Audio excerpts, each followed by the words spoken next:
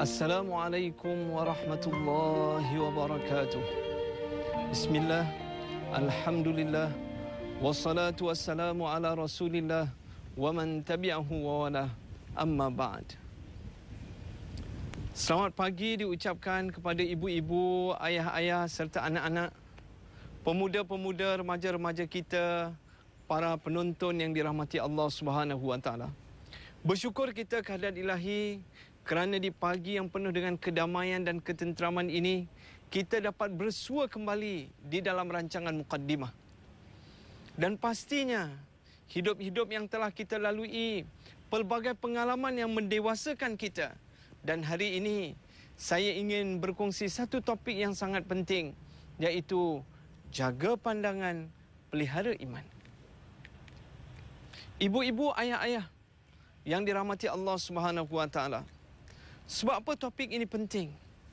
Saya telah bacakan sebentar tadi firman Allah Subhanahu wa taala yang menuntut kita bagi muslimin dan muslimat untuk menundukkan pandangan.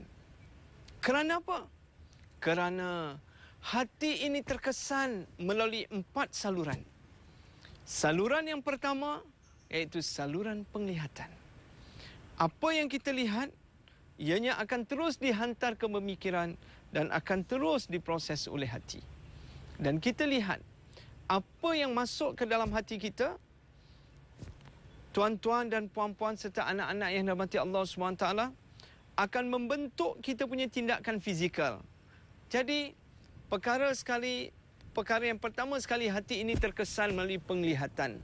Yang kedua, hati ini terkesan melalui pemikiran. Apa yang kita fikirkan, ianya akan mencorak hati dan akan diterjemahkan dalam perbuatan. Ketiga, hati ini terkesan melalui pendengaran. Apa yang kita dengar, ianya akan dikesan kepada hati dan hati akan menterjemahkan tindakan. Dan yang keempatnya, iaitu hati terkesan dengan percakapan. Apa yang kita cakapkan, saban hari, dia akan memberi kesan pada hati dan hati akan menterjemahkan apa yang kita perkatakan. Justru pada pagi ini kita hendak fokus kepada satu topik saja, iaitu jaga pandangan, pelihara hati. Hadirin hadirat, anak-anak, remaja-remaja, pendengar yang dirahmati Allah Subhanahu wa taala. Hari ini bila kita lihat di kaca TV dalam rancangan Muqaddimah, apa yang kita lihat, ia telah memberi kesan di hati kita. Dan begitu juga saban hari, 24 jam. Apa yang kita lihat itu, pandangan itu telah mencorakkan hati perasaan. Jadi, sekiranya kita tidak tapis, tidak ada filter yang memastikan kawalan-kawalan untuk masuk ke dalam mata kita, hati ini akan menjadi tempat untuk dilonggokkan segala perkara yang baik dan buruk, segala dosa dan pahala, segala redha dan murka ilahi. Apa yang akan jadi pada hati kita? Cuba kita bayangkan sebuah lubang ataupun tempat yang mana di lubang tersebut ataupun tempat tersebut adanya air yang bersih, adanya air yang kotor, adanya najis, adanya makanan-makanan, adanya segala perkara. Pastinya setelah berlaku pencampuran aduk tersebut, kita tidak berselera, kita tidak berminat untuk mengambil manfaat daripada lubang ataupun tempat tersebut. Tetapi, sekiranya perkara yang masuk ke dalam satu kolam ataupun perkara yang masuk ke satu tempat itu semuanya ditapis, semuanya dijaga, pastinya ia akan menghasilkan perkara-perkara yang beri manfaat, perkara-perkara kebaikan, dan pasti orang ramai suka untuk mendekatinya. Begitulah gambaran hati kita. Kalau kita tidak menjaga pandangan kita, kerana pandangan kita lebih pantas daripada lensa kamera, ya, lebih hebat lagi. Sekiranya kita tidak berjaya mengawalnya, kita akan kecewa satu masa nanti dengan nikmat yang dianugerahkan ilahi. Justru, ayo kita berbicara, apa kesan pandangan pertama pada hati sanubari yang bagaikan cahaya. Jadi, jangan ke mana-mana untuk mendengar bicara seterusnya. Para penonton yang dirahmati Allah, bertemu kita dalam rancangan Muqaddimah. Sebentar tadi kita telah membicarakan tentang apakah yang dimaksudkan dengan jaga pandangan, pelihara iman. Kerana pandangan itu akan beri kesan pada hati sanubari. Sebagaimana yang kita ketahui, telah saya tuturkan sebentar tadi bahawa pandangan ini lebih pantas daripada lensa kamera. Dan kesannya terpahat begitu lama pada hati sanubari kita. Bergantung kepada fokus yang diberikan bila kita melihat sesuatu. Sebab itu Islam menganjurkan kita supaya ghaddul basar. Tundukkan pandangan. Tundukkan pandangan bererti kita mengalihkan pandangan objek penglihatan kita daripada perkara-perkara kemungkaran, perkara-perkara yang ditegah oleh agama kepada perkara-perkara yang dicintai oleh agama. Islam menggalakkan kita untuk melihat segala kenikmatan dan keindahan alam. Melihat lautan mendapat pahala, melihat tumbuh-tumbuhan mendapat pahala, melihat orang-orang yang soleh mendapat pahala, melihat segala kebaikan di persada alam maya ini mendapat pahala. Maka lihatlah kebaikan yang dapat membangunkan hati nurani, yang dapat membangunkan kecerdasan minda, yang dapat membangunkan emosi, yang dapat membangunkan dan merangsang tindakan kita dalam kehidupan seharian. Tetapi bila mata ini menjadi tempat fokus kepada benda-benda yang dilarang, maka kesannya benda-benda tadi akan menjadi nuktatan sauda, titik-titik hitam yang akan memenuhi ruang hati sanubari. Kesannya cahaya hidayah akan semakin terbias, hambar, kelam, pudar, dan akhirnya manusia itu akan tersungkur ke lembah kehinaan. Kerana hasil daripada pandangan pertama. Sebab itu, dalam Islam, bila mana kita terlihat maksiat, pada pandangan yang pertama, hendaklah dengan segera, dengan pantas untuk kita larikan anak mata tadi ke tempat yang lain. Bila mana pandangan itu telah kita larikan, maka kita tidak akan terkena panahan titik-titik hitam yang akan merosakkan kehidupan kita, yang akan mematikan roh kita. Kerana bila hati dipenuhi dengan titik-titik hitam, roh akan menjadi lemah untuk mengabdikan diri kepada Allah Subhanahu wa taala. Justru ayolah sama-sama kita ghaddul basar, tundukkan pandangan. Sebab itu Islam mendidik kita, salah satu cara untuk melatih kita menundukkan pandangan kita, peliharalah pandangan kita ketika solat. Bila kita mengangkat takbir, kita disunatkan untuk melihat tempat sujud kita. Bila kita rukuk, hendaklah mata kita melihat antara dua kaki kita. Bila kita duduk antara dua sujud, hendaklah mata kita melihat tangan kita. Ini semua di antara cara-cara dan garis untuk kita cuba mengawal pandangan mata kita ketika kita solat. Bukan mata kita bebas untuk merakam pelbagai aksi dan keadaan orang-orang yang sedang solat, ataupun apa sahaja yang berada di hadapan mata kita ketika solat. Tidak. Islam menganjurkan kita hendaklah kita mengawal objek pemandangan kita. Dan bila mana kita berjaya mengawal objek pemandangan kita ketika solat, kita akan mampu untuk mengawal objek pemandangan kita di luar solat. Bila mana kita berjaya menjadikan iman itu sebagai filter, sebagai penapis, bahawa apa yang hendak kita pandang itu, kita pastikan ianya benar-benar akan membangunkan hati sanubari kita. Ia benar-benar dapat membugarkan pemikiran kita ke arah pemikiran yang positif, ke arah keimanan yang positif, ke arah tindakan yang positif. Pasti kesan dia kita akan lihat bahawa amalan kita akan menjadi amalan yang mulia, akhlak yang terpuji. kerana kita berjaya mengawal pandangan kita. Kerana setiap pandangan itu akan membentuk perasaan suka dan duka. Perasaan suka dan duka itu terbentuk daripada hasil pandangan yang kita lemparkan. Justru, marilah kita sama-sama menutup pandangan mata kita daripada perkara-perkara yang merosakkan hati sanubari. Kerana hidup ini masih jauh perjalanannya. Justru, ayo sama-sama kita menekuni tajuk ini. Jaga pandangan, pelihara iman. Jangan ke mana-mana untuk kita mendengar kupasan seterusnya.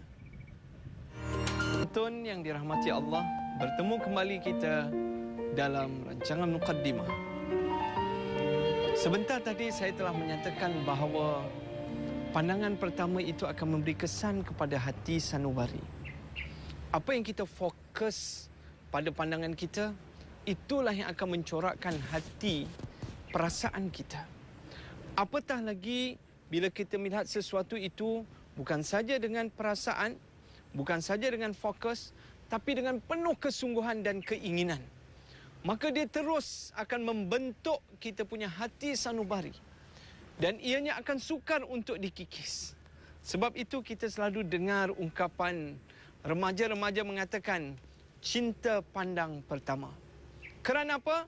Bila sesuatu pandangan itu disertai dengan perasaan, disertai dengan kesungguhan, disertai dengan keinginan, disertai dengan tumpuan yang sepenuhnya, pasti akan melahirkan watak manusia yang sebenar.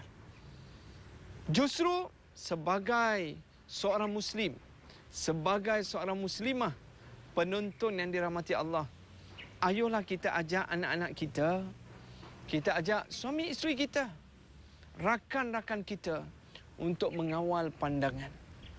Kerana Allah telah memerintahkan supaya lelaki dan wanita yang beriman itu menundukkan pandangan mereka. Kerana dengan menundukkan pandangan itu akan menyuburkan keimanan mereka. Akan dapat memelihara hati sanubari mereka. Dan keimanan mereka akan semakin menyinari erti kehidupan. Tetapi tanpa penjagaan pandangan tadi, maka iman seorang akan menjadi luluh. Iman seorang itu akan menjadi rapuh. Iman seorang itu akan menjadi lemah. Kerana apa? Kerana tidak dipagari dengan cara yang betul. Sidang penonton yang dirahmati Allah Subhanahu wa taala. Sebab itu baginda Rasulullah sallallahu alaihi wasallam menyatakan dalam mafhum hadisnya, ya, bahawa pandangan yang tidak dipelihara itu menjadi salah satu panahan daripada panahan-panahan iblis. Kerana apa? Kerana pandangan yang tidak dijaga itu akan merosakkan hati. Bila hati telah rosak, maka seluruh kehidupan akan rosak. Kerana hati itu menjadi istana. Hati itu bagaikan kepala pada jasad. Kalau manusia tidak ada kepala, dia akan mati. Begitulah peranan hati. Hati itu bak istana yang menghimpunkan segala keindahan, segala kehebatan, segala kehangkuhan dan segala kesempurnaan. Istana itu menjadi idaman bagi seluruh manusia. Tetapi perlu diketahui, apa yang diletakkan di dalam istana? Adakah di dalam istana itu diletakkan segala kebaikan ataupun kerosakan? Kalau di istana tersebut diletakkan segala kerosakan, maka ia akan melahirkan kehancuran kepada seluruh negara. Ia akan melahirkan kepada seluruh umat. Ia akan melahirkan kerosakan virus-virus negatif kepada seluruh orang yang menatapinya. Tetapi sekiranya istana itu diisi raja yang bertakwa, dengan permaisuri yang bertakwa, dengan tentera yang bertakwa, dengan penghuni yang bertakwa, seluruh orang yang berurusan dengan istana tersebut pasti akan memperolehi bibit-bibit kebaikan. Perkara-perkara kebaikan. Begitulah keadaan hati kita. Hati ini bagaikan istana. Jadi pandangan kita akan memberi kesan pada istana kehidupan kita. Jadi bagaimana kita membangunkan hati perasaan? dan pada hati ini akan membentuk iman. Justru, ayolah kita sama-sama memelihara iman kita. Dan salah satu cara atau langkah untuk memelihara iman itu, peliharalah pandangan kita. Bila kita terlalu banyak memandang keduniaan, maka hati kita akan dipenuhi dengan cinta dunia. Pemikiran kita, tindakan kita, siang malam pagi petang berusaha untuk memperkasa kehebatan dunia. Untuk menjadi seorang yang kaya, untuk menjadi seorang hartawan, tetapi orang yang kaya dan hartawan tidak beriman. Kalau kita selalu memikirkan tentang wanita, hati kita akan dipenuhi dengan wanita. Pantang melihat kelibat wanita, hati kita akan tersentak. Pemikiran kita akan terganggu selagi mana kita tidak memberi fokus kepada wanita tersebut. Apa saja yang kita lihat dan berikan tumpuan sepenuhnya, ianya akan membentuk hati sanubari kita. Justru ingin saya menegaskan bahawa bicara kita dalam mukaddimah pada pagi ini dapat dirumuskan dengan tips yang pertama.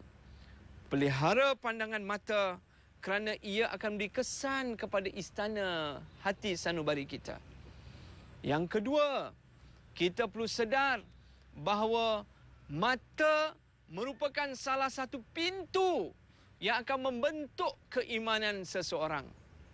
Dan yang ketiga, keimanan yang kental dan mantap kepada Pencipta yang berkuasa akan melahirkan akhlak mulia. Manusia itu indah akhlaknya, indah tutur bicaranya, indah lontaran pemikirannya, indah perilaku yang dilakukan itu berpunca daripada keimanan yang mantap. Ayuh kita beramal setelah kita ketahui, jaga pandangan, pelihara iman. Itu akan membuahkan hasil ketenangan dalam kehidupan. Marilah kita sama-sama menuntun mukaddimah di setiap pagi yang akan mewarnai kehidupan kita mengikut neraca keimanan, neraca ketenangan yang dihendaki oleh Islam.